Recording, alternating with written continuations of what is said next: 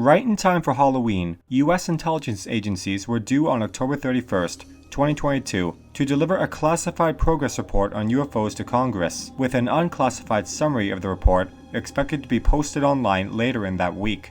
Earlier that month, NASA also announced the 16 members of its new unclassified independent team, consisting of prominent scientists, an astronaut, and a science journalist, to look at the phenomenon from a scientific perspective. The report comes after Congress called for the establishment of a permanent office to study UAPs, unidentified aerial phenomena, the government's new and improved term for UFOs, at the Pentagon last year, and then held its first public hearing on the topic in more than 50 years this spring. That hearing discussed an unclassified report issued by a Department of Defense task force in 2021.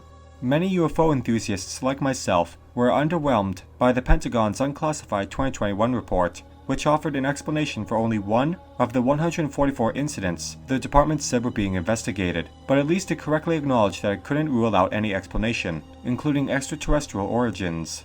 After all, in some of the incidents, Navy pilots publicly stated that they'd encountered exotic objects that were not of this world, and accelerated like nothing I've ever seen.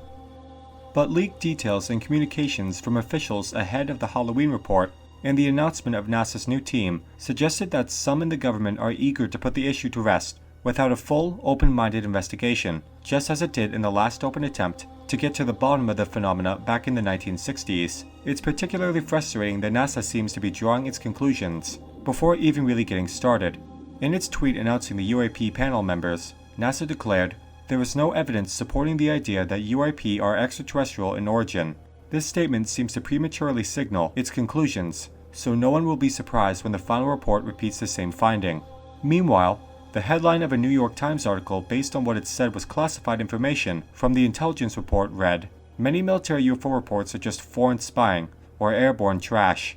Nodding to the Halloween timing, the author of the article, Julian Barnes, tweeted what might have been the subtext: "UFOs are nothing spooky or hypersonic.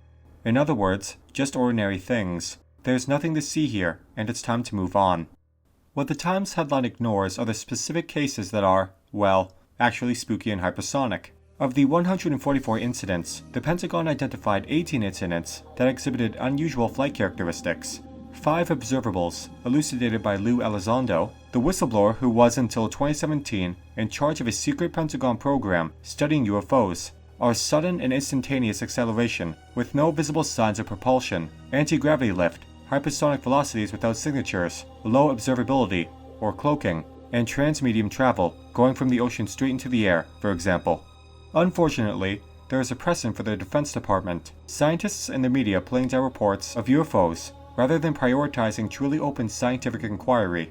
In the 1950s and 1960s, the Air Force established a UFO task force named Project Blue Book and commissioned an independent scientific study of the phenomena. Led by Colorado University professor Edward Condon, the final report of the study, published in 1969, concluded that UFOs warranted no further study. The headlines it generated were used as justification to shut down Project Blue Book later that year. But Northwestern University professor J. Allen Hynek, a key consultant on Project Blue Book, came forward to say that much of the work of the project was to debunk UFO reports rather than understand them. Hynek attacked the Condon report, saying that its findings were singularly slanted because it only looked at easy-to-explain cases. Moreover, more than a third of the cases remained legitimately unexplained. The accusation of cherry-picking data was repeated by others, including atmospheric scientist James McDonald, who accused the committee of mostly being a whitewash, continuing a disinformation process started by the CIA in the 1950s to convince the public and scientists that UFOs were nonsense. McDonald also pointed to a memo leaked from the project administrator that assured his colleagues that the conclusion was predetermined. There is now a danger that the NASA study, which is also supposed to be objective, may not live up to its scientific ideal. For one thing, NASA's study is only looking at unclassified data. Most of the interesting data from the past is classified, Harvard astronomer Avi Loeb said in an email. Loeb is the head of the Galileo project, one of the few academic projects that's trying to generate new data on UFOs. While some of NASA's top brass and study team members have tried to reassure the public that they don't have preconclusions, others have already raised concerns. Loeb points out, some members of the panel express explicit views against scientific research on UAP. Their selection raises concern about the neutrality of the panel. For NASA's panel to avoid stigmatizing the study of UFOs and spur the science needed for a thorough investigation, my request to members is simple. Please try not to prejudge the conclusions of the study, which is what all science should be about. Furthermore, at some stage, NASA will need access to the classified data.